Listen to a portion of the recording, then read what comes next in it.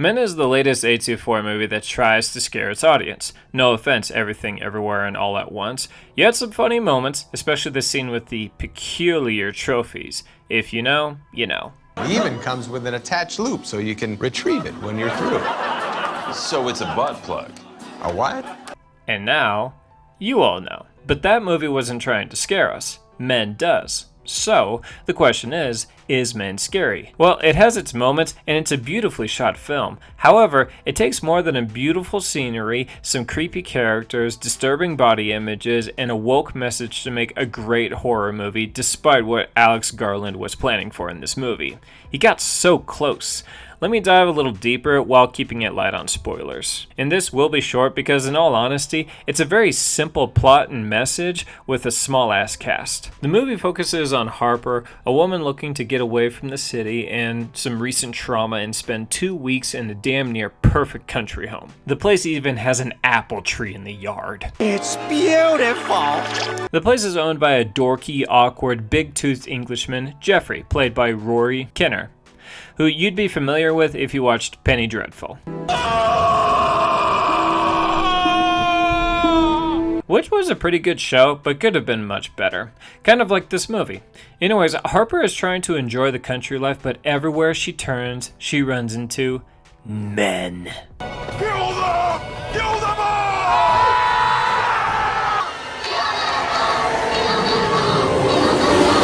Whenever she is trying to enjoy herself, men keep her from it, and they seem to have a familiar face. Okay, so the positives. Like I said, beautifully shot, and there are some good scares. The negatives. This script focuses way too much on the plot and message and not nearly enough on the characters. Harper is a very likable character, and I wanted to know more about her and the relationship she was in, which was the main reason why she even took this trip. It was a shit idea to not spend more time on character development and less time on the message about men. Speaking of, there is, I think, a supernatural aspect about the men in this film.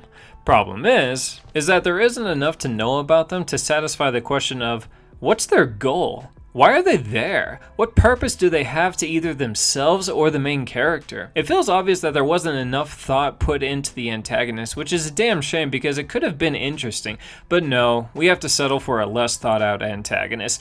It brings up that expression, your story is only as good as your villain, and this villain is, plainly put, mediocre. When I first saw the movie, I thought it was yet another 7 out of 10, but the more I thought about it, this is a 6 out of 10. Watch it if you must, but I do not recommend. Now I'll go into spoilers. Harper is the best damn part of this movie. She swears like a proper gal. When she gets chased, she doesn't just stick to the path, she gets her hands dirty and climbs when she reaches a dead end. When someone gets into her house, she gets a knife and isn't afraid to use it. And when the owner of the house gets involved, she actually cares about what happens to him. When her husband threatens her with suicide and says it'll be her fault, she doesn't take that shit, and nor should she. When her husband crosses the line, she tosses him out. But there is still a huge problem here. We don't know enough about their relationship. We get to see literally the last fight of the last day her husband is alive, and that's it. We have no idea how they were when they dated, how long they were together, or a really deep dive into all of their issues. Harper says that she wants to divorce him because she wants to live her life. Gee, thanks for telling instead of showing us. You could interpret this as, I guess he was controlling, but to what degree? Could she not spend time with her friends? Did he not allow her to work a certain job? Did he want kids and she said no and he was like, tough shit, it's happening? The relationship was the basis of the whole fucking movie. You'd think they would have fleshed it out a bit. Now moving on to the other not fleshed out idea. The men. If anyone is listening and hasn't seen the movie, all of the men in the town Harper is staying at are played by the same guy or different versions of the same guy. And for those who have seen the movie, didn't you think it was kind of weird how she never figured that out? Like, not even a little? There was never a single moment in this film when she even does a double take or like a, have we met before? But hey, at least we get half a dozen birthing scenes where a man gives birth between his legs and then out of his spinal vagina, because I guess the director recently watched Alien Covenant.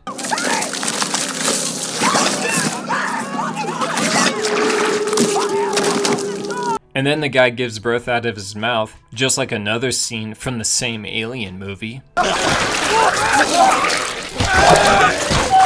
I'm guessing the point is that men beget men, and all different kinds of men are toxic or terrible in their own way, and you can all argue what that scene means, but I think it's pretty universally agreed that we didn't need to see a man give birth through his mangina so many times. The last birth turns into Harper's late husband, and at this point she's had enough and plainly asks, "What do you want from me?" To which he responds, "To love me." And with his split in twain arm and nearly severed leg, you'd think the way to show love would be to put him out of his misery. I mean, right? His injuries reflect how he died when he either fell or jumped off the upstairs neighbor's balcony, which was a nice touch. But he was already dead. Is this one of the messages in this movie? To mercy kill out of love? Somehow I doubt it. It's more than likely that he slipped off of the balcony, judging by his facial expressions when we saw him fall, so I didn't get a strong impression that he wanted to die. If this movie wanted to show Harper going through this trial in her life, it begs the question, was the monster real? Someone had to have owned the house that she stayed at. The police arrested the Nature Man version. A cop was another version of the monster, but we saw a lady cop who didn't bat an eye that one of her comrades looked exactly like the guy that they arrested. At the end of the movie, the owner version crashed Harper's car and bloodied up the floor with the birthing scenes, and when Harper's friend comes over, she sees all of that actually did happen, and there's even blood on Harper's face. So was this a personalized mental monster tailored to our main character's struggle? Or was it a monster that plagued the town with like 8 versions of itself that nobody noticed and it never focused on anybody else until like now? Was the idea of this movie thought of on a lunch break and the writer was like, "Yep, good enough, no need to put any more thought into this"? I hope you have the same thought process when it comes to promising puzzle boxes. The box. You opened it. We came. I'm getting pissy about this because I think that this movie had such great potential and it was just wasted. Anyways, thanks for watching and stay spooky.